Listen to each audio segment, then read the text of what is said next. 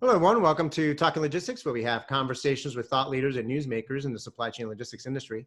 It's my great pleasure to welcome today's program Mark Boss, who's General Manager at LTI, and Prasad Gollapalli, who is founder and CEO of Trucker Tools. And today we're going to talk about how technology helps freight brokers remain competitive in the market. Now, technology is playing a growing role across all aspects of transportation management, especially in the 3PL and freight brokerage market. On the one hand, you can say that technology is disrupting the status quo, but on the other hand, you can say that it's helping to level the playing field. So, how is technology helping brokers, especially small and mid-sized one, remain competitive in the market? Well, that's the main question we're going to address in today's episode, and it's great to have Mark and Prasad with us on the program to share their insights and perspective and advice on this topic. So, with that, Mark, Prasad, welcome to the program. Thanks very much for having us. Hey, great to be here. Thanks. Mark, let's start with you. Like I always like to do whenever we bring on a new guest on Talking Logistics, I'm always a little bit curious about their role in the industry and learn a little bit more about their company. And for some of our listeners out there who may not be familiar with LTI, why don't we start by you telling us a little bit about LTI? What types of services you offer, the industries that you serve, and what your current role and responsibilities are there. So LTI Delivers started out in a small office, actually as part of an asset-based truck line. There was three or four of us working, actually three of us working out of that office, and we were part of the truck line brokerage. Back in 2014, LTI Delivers was created, and we created a separate SCAT code, separate MC number, and now we operate under completely separate, as two completely separate entities in terms of our operation is concerned. But we've grown from probably $3.5 million to last year we ended up with about $17.5 million in revenue, and we're looking for some growth up into hopefully about 10% next year. We have about 15 employees. Between account managers, carrier managers, salespeople. So we're probably, in terms of size of brokers, we're a smaller broker out there, but we're excited about where we're headed and how our potential growth over the next few years. Do you focus on particular commodities or particular industries or types of companies? So we service a lot of food grade product, automotive. We service haul a lot of tractor parts, both truckload and LTL markets, and we in a variety of equipment types from vans, reefers, open deck, drop deck. We manage some hopper shipments. We also do power only and drive away. So we're not really afraid to delve into any particular market. Our people are pretty willing to learn, and not afraid to, step into uncharted territories. Great. Well, great overview. It sounds like you've got a lot of, positive momentum, going on there with the company. And certainly, this industry is a rapidly evolving one in terms of both the transportation market itself, the ups and downs of the market, as well as what's happening with the competitive landscape and all the technology that's being, implemented and so forth. So let's get into the topic now. I mean, obviously, there's a lot of competition in the freight brokerage industry today. I mean, what does it take from your perspective, to differentiate yourself in the market? I mean, especially if you're a small or a mid-sized, provider. In other words, what would it take for, what does it take for shippers and carriers to work with you instead of somebody else? Well, I think one of the benefits we have as a smaller brokerage is that we're connected to a larger asset-based company that has very experienced IT people. Because of that, we're able to do some special things with companies like Trucker Tools in terms of programming, connecting our TMSs, and to be able to provide some of the technologies that a larger brokerage can offer. We can compete in some of those fields at a smaller level, and approach customers and say, if you're looking for tracking, if you're looking for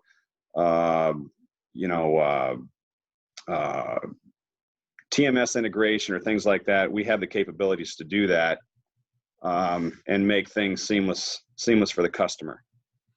You raised some points that was just going to bring me to my question of Prasad. I mean, I think what's interesting is the role of technology that how it's playing there today, because obviously being able to move product from point A to point B on time, safely, in a quality manner. I mean, those are all the table stakes, right? I mean, you've got to be able to do that to be able to succeed. But it's some of these things that are now like technology and providing that visibility and providing that data and integration to TMS and so forth that you mentioned. Those are kind of things that are also rising to the top in terms of requirements, which brings me to you, Prasad. I mean, how is technology, overall helping brokers, especially, again, companies like LTI, some of the smaller mid-sized ones, remain competitive in the market? I think technology is playing a big role. And if you look at a broker has two groups of people that they serve, right? One, carriers, the other side, customers, shippers. So technology plays an important role in these two categories. So now because of Trucker Tools' focus being brokers and carriers, we typically look at that segment. And a lot of things that we provide there would also ripple through to the shipper side. So for example, the whole relationship between a broker and carrier can be broken down into three categories. One is covering freight. And that is the mother of everything, right? It's the core of everything that we do. We have digital freight matching or an automated freight booking process. Technology plays a huge role in that, in really creating two things. One is obviously the operational efficiency for brokers, because then carrier sales rep today could be moving 6 loads without technology. With technology, they could go up to 10 to 12 loads or 15 loads or beyond. That ability to scale quickly, especially customers like LTI, with a small team, being able to scale much faster is a huge. Again, that advantage could also ripple through to the shipper side. The second major leverage that brokers have today with technology is visibility, in real-time visibility. Instead of having people call the driver to find out where they are, if you have a brokerage like LTI, although they're smaller in terms of team size, but their ability to provide this visibility to shippers the same way that a large broker with a lot of resources could do, just puts them on a level field. And more importantly, what they're doing is they're freeing up their resources constantly to scale up much faster.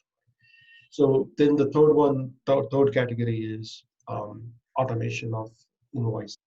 I mean, if you can get those PODs back from the driver quickly, one of our team members said that's actually money for brokers, because they can take that invoice quickly, bill the shipper, and get the payment done, few days in advance.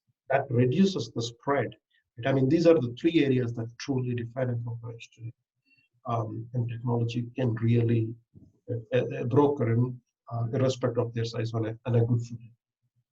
I think I like the way you broke that up. I mean, I think just to recap of what I heard was, on the one hand, it's about capacity visibility, right? In terms of how do you match that, demand, right, with the available capacity out there? How do you do that quickly? How do you see what's available there? And that's a win-win-win for everybody. It's a win for the carriers, a win for the brokers, and a win for the shippers. Then there's process automation, right? I mean, I think, we've talked about this in previous episodes a lot, Prasad, getting on for, the whole dialing for diesels or, call checks and, a lot of, these manual processing, which makes it very difficult to scale in a cost-effective manner, right? When you have technology, you can automate some of those processes and like you said, be able to scale faster. And then there's that tracking, piece of it, that visibility aspect of it as well, that, a lot of the shippers are looking for. And that becomes one of the things, again, that when they're evaluating different partners that they want to partner up with is, how can you provide me with that visibility that I'm looking for to, incorporate as part of my overall business intelligence and analytics, processes. So Mark, going back to you, I mean, as an industry analyst, I mean, I follow a lot of different, technologies out there, and there's certainly a lot of solutions and providers out there on the market today focused on visibility and process automation, everything that Prasad just talked about. I mean, what were some of the key capabilities that you were looking for in a solution, and what factors led you to select Trucker Tools as your technology partner? So we had one specific customer that was looking for better visibility with their loads, and we had briefly looked at MacroPoint and some of the other platforms out there. We do have a customer that requires us to use their platform, or another competitor, let's say. But I met up with one of the Trucker Tools people at the TIA event, I think it was back in 2018, and was impressed with the way the app worked and the information that passed through to the driver. And I just felt like it was something that I wanted to bring back to our customer and say, hey, we have this opportunity to bring on this product and this platform of tracking, and showed them how it worked, and they were pretty excited about it. So we went ahead with the Trucker Tools, and it's just been in terms of the time savings, the efficiencies that come with the ability to see where that truck's at any given time, has helped our people just be more efficient and passing on location information to the customer. As a matter of fact, we gave our customer access to the website via the link that he gets on each individual load that we track for him. He can click on the link in the email, and he can see where his load's at any given time. So I mean, it was just kind of a big picture thing for us to provide them with the visibility, reduce the time we spend on check calls, and just be able to provide a better product to our customers. So it sounds like the genesis for this really, in some ways, came from so demand, right? And then looking for a solution that, again, going back to having that visibility and so it was customer driven on the one hand, but it also sounds like, considering what we talked about before as well, that with your organization growing, these are the types of technologies that you're going to need to have in place in order to continue on your growth path that you're looking to go after. Right. There's no question. If our salespeople can go out and say, hey, we can provide tracking,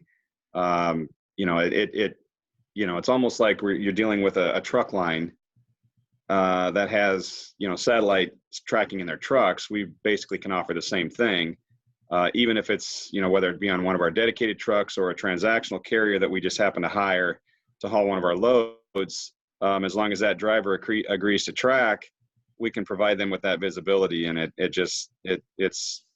think it's a great thing for us. Great. So, and if I can, Adrian, if I can add one other thing to what Mark said. Mark, thank you very much for the nice comments. Also, I think in general, you asked about how technology is making a change in brokers' lives. I think what Mark said, the way he walked us through, it's very consistent in terms of how brokers are seeing today. The lowest hanging fruit is the visibility side. Getting that really is building trust between these three parties: broker, shipper, and carrier. Because it's just basically eliminating that manual check call. And more importantly, it's at the same time, like Mark said, the shipper can see where the load is. And that is also building trust. I mean, it's almost like, I'm not translating anything. This is exactly where the point is. Obviously, the technology needs to be really good. And, that's one of the things that we did with Trucker Tools is, if technology is not good, it breaks trust. If it's good, it can really be an enabler, right? If somebody sends you a text, you don't question if someone else was impersonating it as that person. It's very as simple as it is, right? So there is a lot gain from adopting to the technology in this fashion. Take the smaller bite first. Yeah, I love the link between, visibility and trust and transparency, because I think that is something that's becoming, important here in the industry. Just staying with you, Prasad, I mean, another aspect or another dimension of this technology that's also important, not only for the brokers, but as well as the carriers and the shippers themselves, is, integration with, transportation, management systems, which again, a lot of brokers as well as shippers and carriers have a TMS in place as part of their technology stack. I mean, how do these solutions, integrate with TMS systems? There is a wide variety to start, right? I mean, these TMSs that most of the brokers use, depending on which one they use, they might be using some TMS software that's 10, 20 years old to something that's really new in the market. And so there is a wide variety of technology out there. The second part is most of these TMSs have already a set way of integrating with third-party tools like this. Most of the times when you have a software technology or a platform, it's easier to say, hey, we have a technology, a standard. We let you come to us and integrate with us. But that is a very, that's the sure way of really causing more trouble in my mind. The approach that we have taken is if you have a technology, a TMS software out there, straight away understanding that you could have multiple opportunities, multiple bridges that you already built with other systems.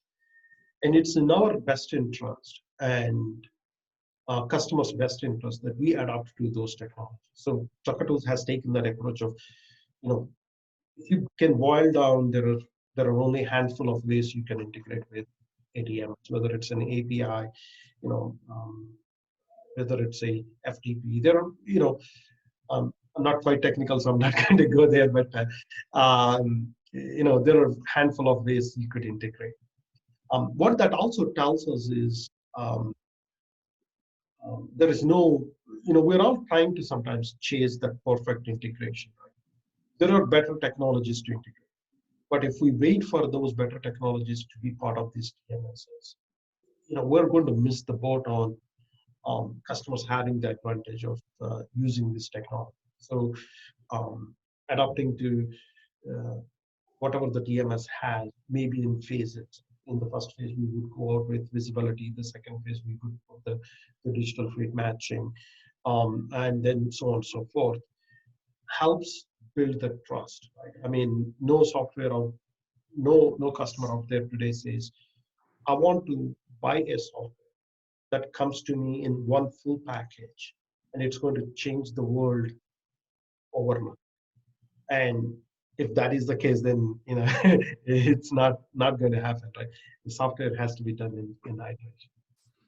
Yeah, no, I think I agree. I mean, I think obviously there's a diversity of systems out there, a diversity of technologies that are available to integrate. So there really is no one size fits all approach. But I think that's one of the things that I think is important for folks to think about is ultimately what is the integration approach. Obviously, if you've got a modern TMS, more than likely you've got some kind of API capability that can facilitate that integration. But if you've got something that's homegrown, that was built 20, 30 years ago, that's going to take a different approach. But I think being able to ask those questions and understand how that's going to work up front, I think is important. Mark, going back to you, you touched a little bit upon this already, but I mean, can you share a little bit about how you rolled out, solution? I mean, was this something you had to communicate to and educate the carriers that you work with in terms of what this meant and how to implement this, or your customers? Did you start out with just a customer and a handful of carriers and roll out from there, or was it broader than that? And what have been some of the benefits to date? Well, because we have a dedicated fleet that runs for us that service a lot of our, drop and hook customers, and the customers specifically that I mentioned earlier, they're one of our top 3 or 4 customers month in and month out. So, we basically approached our dedicated carriers and said, look, we're gonna introduce this tracking option for our customers, and if you want to maintain your relationship with us, we need you to get on board and allow us to track your drivers and have them download the app onto their smartphones and I guess I don't want to pat ourselves on the back here, but we have what I consider to be one of the best power only programs out there. We've had many of our carriers tell us that our program is the best that they've seen, and because of that, I think that they willingly bought into the idea of having us track their drivers, and I think they've seen benefits as well, just in terms of the information that flows through from our TMS to the app. The driver can get pickup numbers, he can get contacts, he can get in and out times for shipping and receiving, he can send messages back to us through the app. It's just become a great tool for us to pass on information and receive information from the driver. I don't think that we've scratched the surface on what we can do with it yet, but we're still learning. We haven't we've been, I may be coming up on 2 years now since I first got introduced to the product, but maybe, I don't know, a year and a half that we've actually been using it. So, that's kind of how we roll it out initially with our dedicated drivers, and then slowly started to track what we call transactional carriers, somebody we may just contract for one load at a time.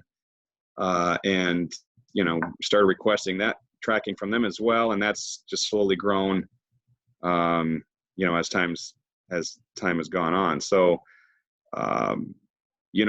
again, I don't think we're using it to its full capabilities yet. We are subscribing to smart capacity, which I think is just something that we're not even touching yet, in terms of how we can use it and the capabilities. But